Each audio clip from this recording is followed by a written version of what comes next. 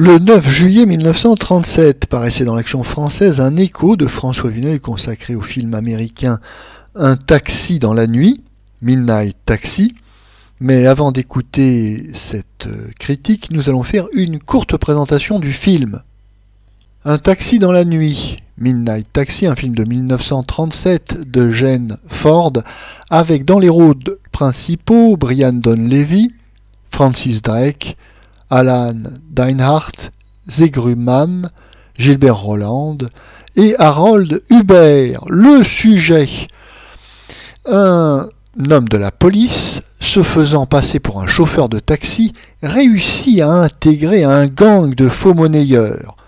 Ayant découvert la véritable identité du taxi, le chef des gangsters ordonne à son amie, Gilda, d'éliminer le policier.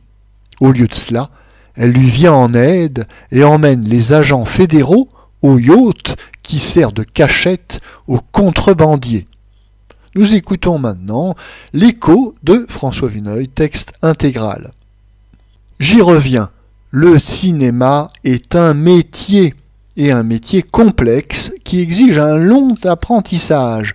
C'est pour avoir cru qu'il pourrait s'en exempter que tant de jeunes Français, comme M. Dréville, qui sont vraisemblablement pas plus sots de leur naturel que beaucoup d'autres étrangers, fabriquent de si pauvres choses qui sont avant tout le travail d'amateur. Une des supériorités d'Hollywood à laquelle nous devrions le plus réfléchir, c'est que le cinéma y est vraiment fait par des professionnels. Cela est surtout sensible dans la production courante, dans ces films de série, qu'il n'est plus possible de regarder chez nous sans surmonter une irritation de tous les instants, et qui constitue cependant la pâture de la majorité des spectateurs. En Amérique elle-même, ces besognes modestes sont entourées de soins. Un nouveau venu peut y apprendre son rudiment, y perfectionner son tour de main, y mettre en pratique les règles et les recettes qu'on lui a fournies. Voyez par exemple le petit film de l'avenue Taxi dans la nuit. C'est une histoire assez banale. Un policier qui se déguise en chauffeur de taxi pour arrêter une troupe dangereuse de faux monnayeurs. On ne donne pas cela pour un modèle de narration et d'esprit.